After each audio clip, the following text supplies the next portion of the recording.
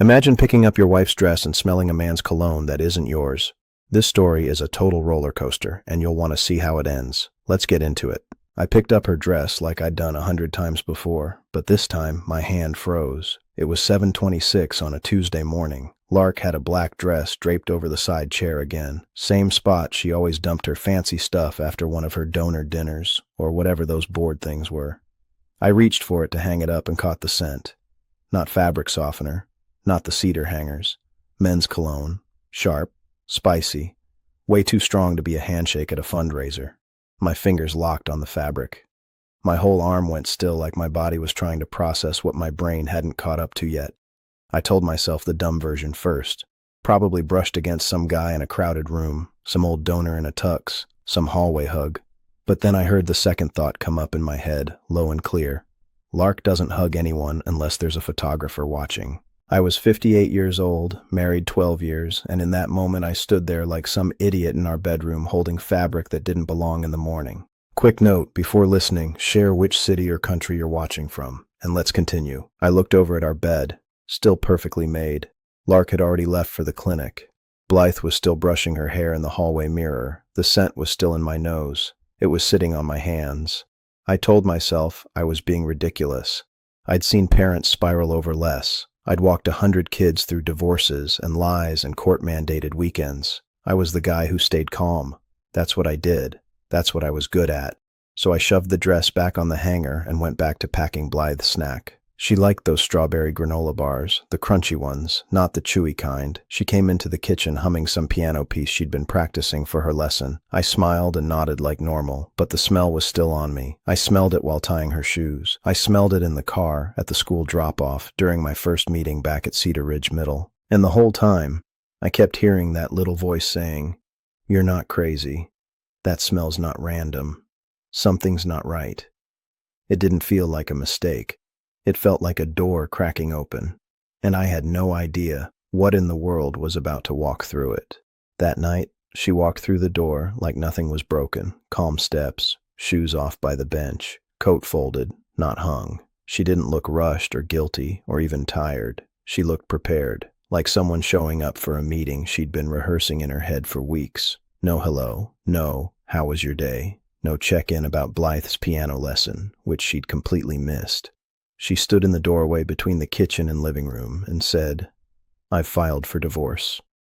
Just like that. 5 words, clean and sterile. She said it the way a doctor says, "We found a mass." No inflection, just outcome. I was on the couch with a school laptop on my knees, reviewing student intervention notes for a meeting the next morning. My hand froze on the touchpad. I looked up, waiting for the real sentence to follow, but it didn't come. She just watched me. "Is there someone else?" I asked. My voice sounded like someone else's too. Too level, too flat. She blinked once and looked past me, not even annoyed, just done. "That's not what this is about," she said, and right away launched into logistics. "I've already spoken to an attorney. The paperwork's been filed in Bergen County. I'd like to keep it civilized for Blythe's sake. We both know it gets harder if one of us makes it ugly." There was no emotion in it, no sadness, no anger. She went from marriage to terms like she was outlining a new policy memo.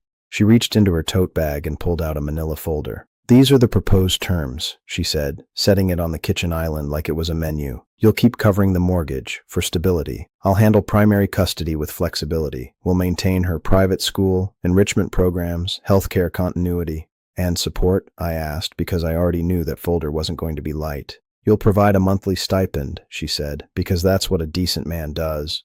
She said it with a tone I couldn't even place, like she was praising me for a promotion I hadn't accepted, like I was the final signature on a grant she'd already spent. "You've really got it all mapped out," I said. "I'm trying to avoid damage," she answered, like she was the one cleaning up after a crisis, not creating one. Then she added, "Just so we're clear, if you spiral or push back in ways that suggest instability, I'll request limits on your parenting time. Temporary, of course, for safety." She didn't raise her voice, didn't lean on the word. She said safety like it was already in the court record, already stamped. I didn't yell, I didn't argue. I didn't even ask her what in the world she meant by spiral. I just nodded, stood up, and reached for the folder. "Do you have a digital copy?" I asked. I'll need to review and respond formally. She smiled like that proved her point. Like my calm confirmed her whole plan. 2 days later, the packet arrived by courier. 14 pages, plus a notice of motion with a hearing date already set. She didn't want discussion. She wanted execution. I signed the acknowledgement and nothing else. Not because I was folding, because I needed her to keep believing I was predictable. Predictable men don't scare strategic women. And right then, I needed her calm a lot more than I needed the truth. I met Maris Dunn the following Thursday afternoon in a low-brick office park off Route 11, the kind of place where every door had a brass plate and every hallway smelled like burnt coffee. Her office was small, neat, and quiet, like she ran it that way on purpose. When I sat down across from her desk, she looked at me the way a mechanic looks at a car that's already making a bad noise. Not surprised, just confirming the problem. She skimmed the divorce papers, set them down, and leaned back slightly. "Hollis, I'm going to save you some time," she said in a steady voice.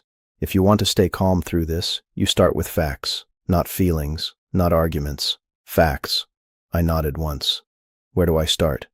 "Finances," she said immediately. "People show their real selves in spreadsheets. If something ugly is happening, the money usually knows first." That night after Blythe went to bed, I opened the small safe in our closet and pulled everything out onto the dining table. Tax returns, retirement accounts, mortgage records, insurance statements. Lark had a folder labeled House Stuff, which was exactly the kind of vague label she liked to use when she didn't want questions later. At first it looked normal, regular transfers, tuition payments, property tax, nothing dramatic. Then about 40 minutes in, I noticed a line that didn't belong. A transfer for $6,400 to something called Millstone Bay Consulting. I frowned and kept scrolling. A few weeks later there was another one, $9,150. Then another, $12,700. Different dates, same company. By the time I finished checking the last statement, my calculator showed a total that made my stomach tighten. Over 22 months, those payments added up to roughly $318,000. Not a vacation, not a remodel, not anything we had ever talked about. Just money leaving. I took a picture of the screen and sent Lark a text. "Hey, I'm reviewing statements and saw several transfers to Millstone Bay Consulting. What is that for?" Her reply came about 15 minutes later. "You're confused," she wrote. "You've been under a lot of stress." I stared at the phone. Then another message appeared. "Please let the adults handle financial management. You're going to make yourself anxious digging through things you don't understand." The tone wasn't defensive. It was dismissive, like she had already decided my questions didn't count. The next morning, I called Maris and read her the numbers. She didn't sound surprised. "Good," she said. "Now we start a routine. Screenshots, bank downloads, every statement you can legally access, and you keep a journal." "A journal?" "Every interaction with your wife," she said. "Date, time, location, exact words if you can remember them. Courts trust patterns more than stories." I started that notebook the same day. About a week later, the first shot came from somewhere I didn't expect. A counselor at my school tapped on my office door after lunch and stepped inside with that careful expression people use when they think they're walking into a problem. "Hollis," she said quietly, "I just wanted to check if everything's okay at home. The district office got a call raising concerns about your stability." My gut tightened, but I kept my voice steady. "I'm fine," I said. "Who made the call?" "They didn't give a name," she said. "Just concerns." Later that afternoon, I sat in my principal's office answering careful questions about my mental health while pretending my life wasn't being dragged into a workplace meeting. That evening, I called Maris and told her exactly what happened. She didn't hesitate. "That's a tactic," she said. "If they can provoke an emotional reaction, they label you unstable and use it in custody arguments." After that call, I closed my laptop and walked into the living room. Blythe sat at the piano practicing scales, shoulders tight with concentration as her fingers moved across the keys.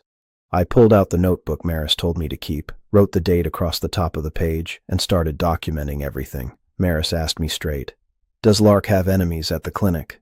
I said no, but I didn't believe it even as I said it. People like Lark don't get to the top of anything without cutting someone off at the knees. They don't call it that, of course. They call it ambition. She slid a folder across the table. "There's a name you should try. Dr. Orrin Hadley, former head of embryology at Winthrop.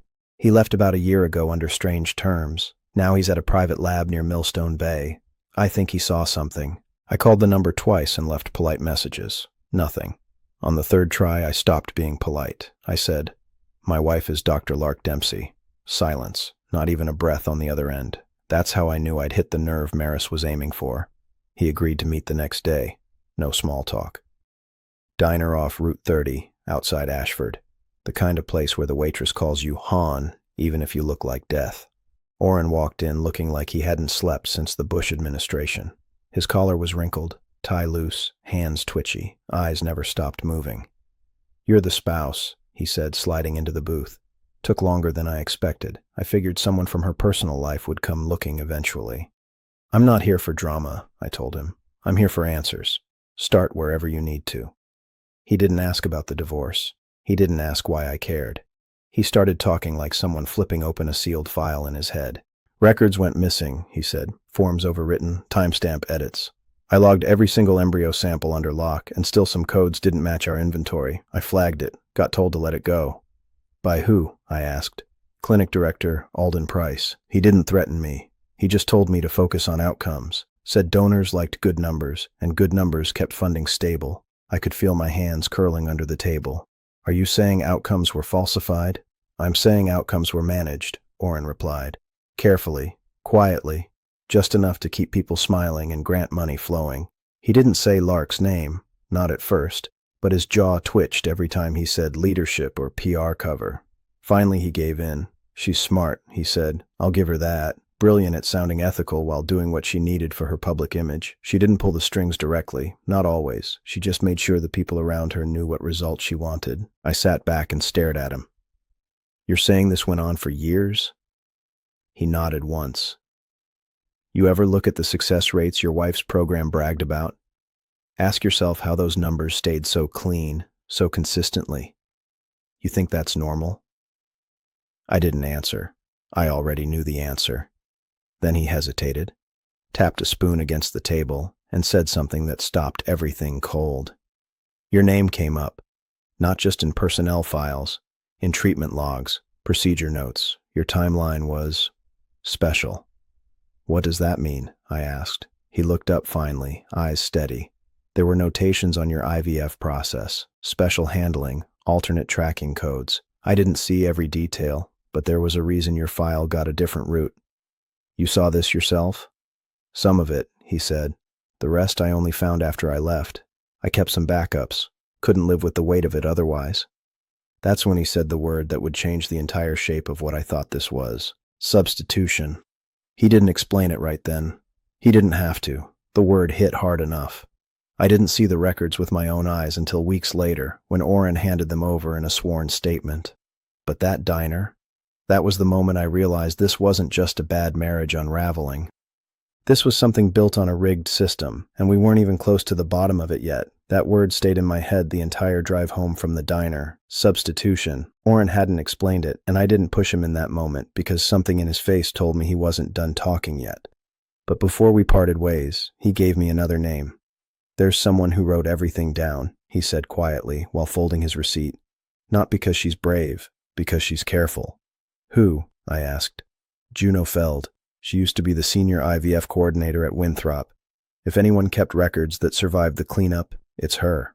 Finding Juno took 2 days and a surprising amount of digging. The clinic website had wiped her name from current staff lists, but an older directory from a medical conference still had a forwarding contact. Maris sent a formal letter first, which she said would signal we weren't showing up to threaten anyone. Juno responded with a short message and a single condition: meeting only, no phone calls. Her condo sat in Briar Hollow, a quiet development where every building looked identical from the street. When she opened the door, I understood immediately why Orrin said she kept things out of self-defense. File boxes were stacked everywhere, along the walls, under the dining table, even beside the couch like they were pieces of furniture. She didn't offer coffee. She didn't ask how I was doing. Instead, she said, "Before we start, I want 3 rules. 1, you don't record me. 2, you don't quote me publicly unless your attorney approves it. 3, if I hand you something, it leaves here in a copy, not the original." "That works for me," I said. She studied my face for a moment like she was measuring whether I understood what kind of room I'd just stepped into. Then she nodded once and said something that explained everything about her. "I started writing things down because people lie," she said. "Paper doesn't lie as easily."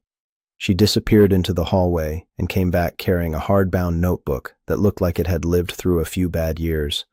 The cover was scuffed, edges bent, pages thick with sticky notes. When she opened it, the writing inside was neat and tight. Dates, initials, procedure notes, short comments in the margins. Then I saw my own name. My hands went cold before my brain caught up. There were entries lined up with the dates Lark and I went through IVF treatments. I remembered those appointments clearly. The waiting rooms, the hopeful conversations, the quiet car rides home afterward. Next to those dates were notes written in Juno's careful handwriting.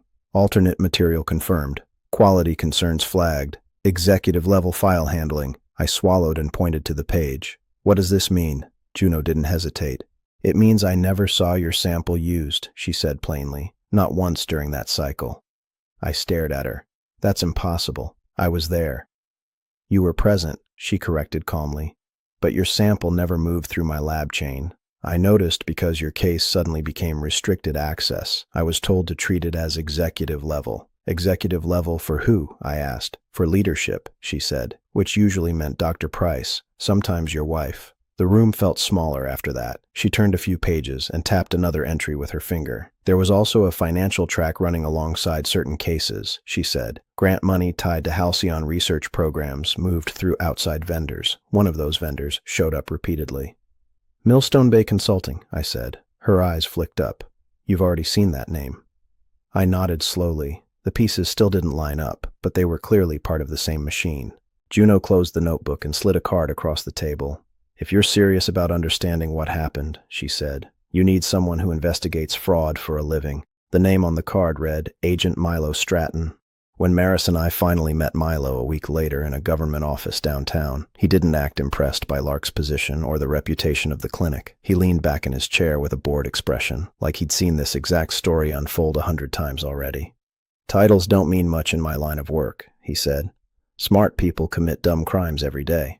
So, what do you need from me? I asked. He folded his hands on the desk and looked directly at me. I need a clean chain, he said. Documents, dates, witnesses, proof that decisions were intentional. He paused long enough to make sure the words landed. Not rumors, he added. Not guesses. Proof. Milo's tone hadn't changed, but I could tell the case was shifting. The moment we left his office, Maris turned to me and said, She's going to push harder now. Be ready. She was right. 3 days later, Lark filed for an expedited custody evaluation. The motion used language that looked neutral on paper. Temporary stabilization, emotional consistency, transition support. But anyone who's lived in family court knows the translation. She wanted limits. She was trying to turn me into a question mark on Blythe's future. Just enough uncertainty to make herself the only safe parent in the room. At the same time, she started parading someone new through every school event like he was already part of the family. Dr. Kellen Rusk, anesthesiologist, charismatic in a forced smile kind of way. He had that clean-scrubbed face you only see in hospital pamphlets and pharma ads. Tan coat, Rolex, hand on Lark's lower back like he was already paying the mortgage. The first time I saw him was at Blythe's winter assembly. He stood too close, laughed too loudly, and made sure everyone noticed them. I didn't react. I walked over, nodded like a man meeting a real estate agent, shook his hand once, and turned back to the stage. That's what the court wants. Boring, calm, focused on the child. I gave them exactly that. Behind the scenes, it was a different story. Lark's attorney sent a string of letters implying that I should agree to limited visitation until I am well. That exact phrasing showed up 3 times. It wasn't an accident, it was a setup. Another letter framed supervised exchanges as a temporary safety transition. I read it twice just to make sure I wasn't hallucinating. They were turning me into a liability in real time, and I hadn't even raised my voice once. Maris didn't blink. You start recording, she said. Any direct conversation where legal threats are made? Get it. One-party consent is legal in our state, and you already confirmed it twice. So I did. I started keeping my phone near me during every co-parenting handoff, every kitchen conversation, every neutral tone update about Blythe's schedule. One night she came over to drop off paperwork. Blythe was in her room. Lark stood at the counter while I made tea, acting like nothing had changed.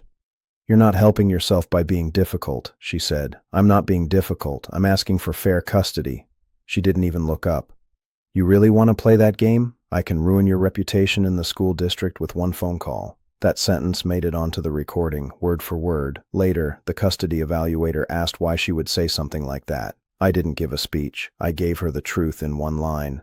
Control is her comfort zone. Panic is what she does when it slips. It was around that same time Milo's investigation pulled in something I hadn't known, something I never would have found on my own. Kellen Rusk hadn't just waltzed into Lark's life last month. He'd been circling the Institute for years, emails, social connections, and one specific grievance that lit the whole thing up. His mother, Celia Rusk, died 3 years ago after a quiet scandal tied to Winthrop's fertility program. It got resolved with closed-door meetings and sealed documents, the kind of resolution you buy when you want silence, not justice. I sat across from Maris while she flipped through the subpoenaed documents. "He's not just the new boyfriend," she said. "He's carrying a grudge, and he chose Lark for a reason." Grief didn't make Kellen noble. It made him dangerous. He wasn't looking to make peace with the past. He was looking to trap someone in it. He'd weaponized charm, grief, and timing, and now he had his hand on the spine of my custody file. I looked around my own living room that night. Same couch, same piano, same toys in the corner, and realized it didn't feel like a home anymore. It felt like a set piece in somebody else's revenge script. And my kid was sitting center stage without even knowing there was a war going on. After that night, I started noticing things in slow motion.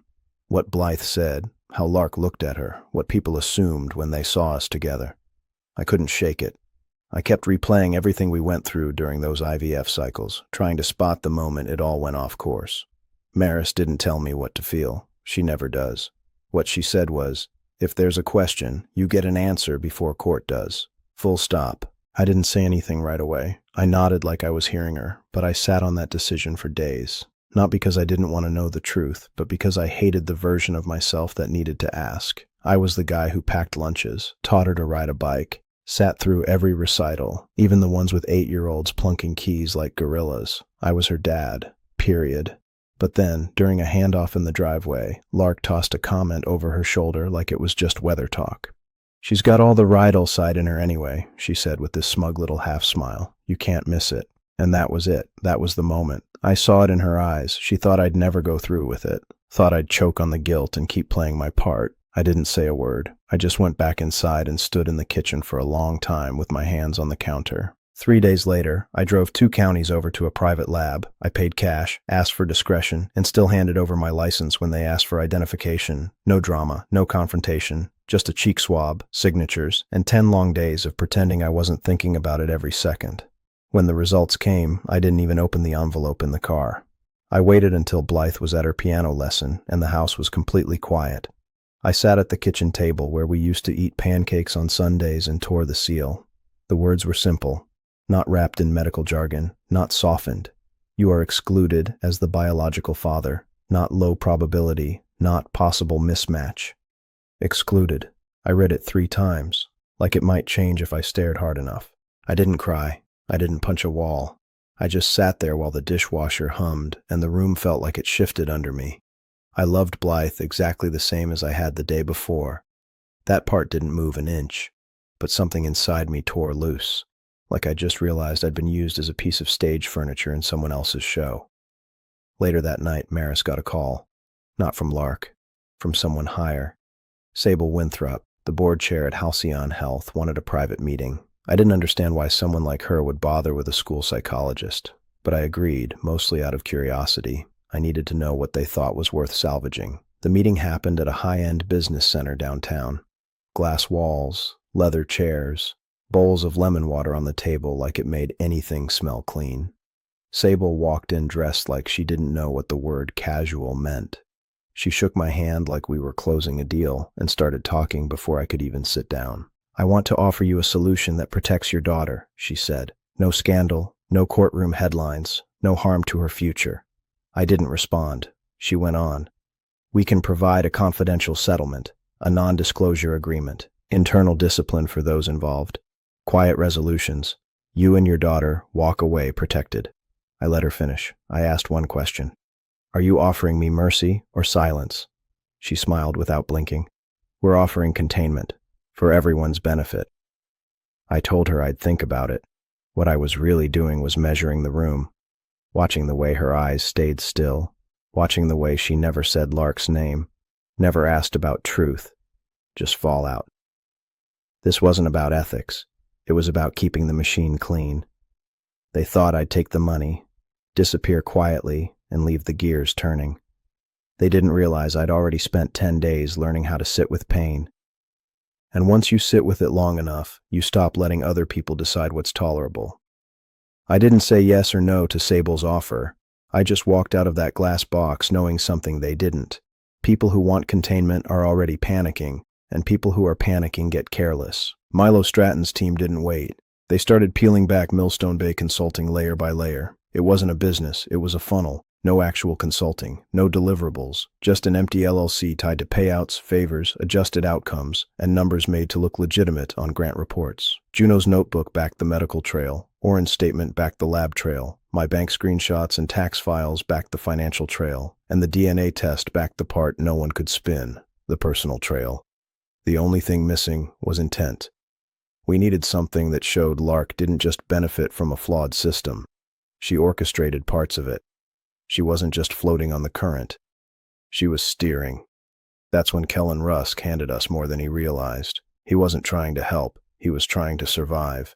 Turned out he'd been recording Lark, not for justice, for leverage. Milo said Kellen first tried trading the files for immunity, offered them to the wrong person, thinking he could negotiate from a position of power. Didn't work. The government doesn't hand out favors to people who think they're clever, so Milo got legal access to portions of the recordings. No backdoor trades, no cloak and dagger meetups, just process. I heard the one that mattered in a secure office with Maris sitting to my left and Milo across the table. Lark's voice came through the speaker, calm and steady. I just need to keep the file clean. I don't want the husband's sample anywhere near the chain. It muddies things. Not Hollis, not my husband, just the husband's sample. That wasn't a slip. That was a clinical strategy spoken out loud. She knew exactly what she was doing. I sat there in that room and let the recording play twice. Milo didn't look at me while it ran. He didn't need to. That audio wasn't for drama. It was for court. A few weeks later, Kellen started backing away from Lark like she was toxic waste.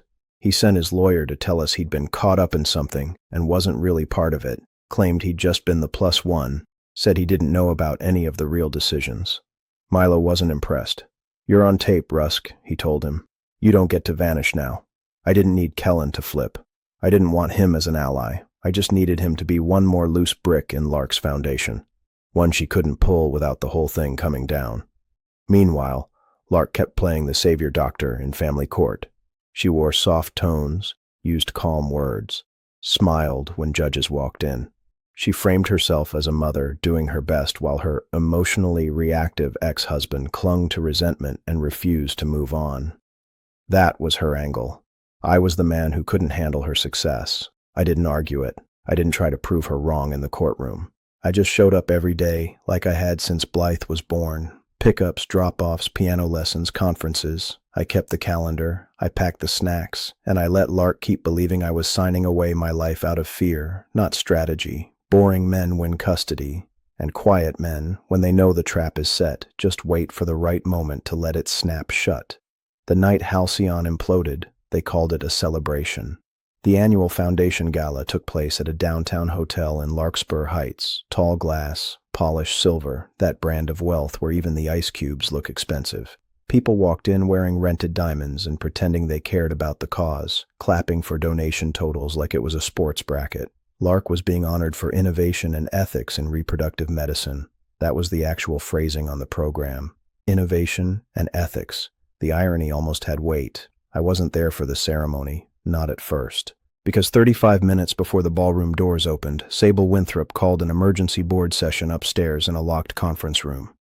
I wasn't in that room, but I saw what happened later, through discovery filings, warrant returns, and board meeting minutes that Maris got copies of. Milo had waited until the gala for a reason. Symbolic collapse, maximum exposure, and most important, cornered witnesses. The whole board, the PR team, 2 attorneys, and Lark's biggest internal supporters were all present. He laid out the packet on the table. Juno's notebook, Oren's sworn statement, bank flows to Millstone Bay, internal memos about procedure manipulation, donor identity swaps, and the recording of Lark instructing someone to keep the husband sample out of the chain. It didn't take long. The board's legal counsel contacted the state medical licensing division and local prosecutors right there in the room. I showed up downstairs about 20 minutes before the awards portion started, alone. No tux, just a clean suit and steady hands. A few people recognized me, nodded with that fake sympathy people offer when they think you've lost already. I nodded back. Lark showed up with Kellen like they'd just walked off a billboard. He was in a tailored tux. She wore navy silk, diamond earrings that weren't hers 3 years ago, and a smile sharp enough to slice bread. She didn't look at me once. I was already written out of the script in her head. They took photos near the donor wall. She posed with executives. Kellen stayed close, hand on her arm, like he'd won something.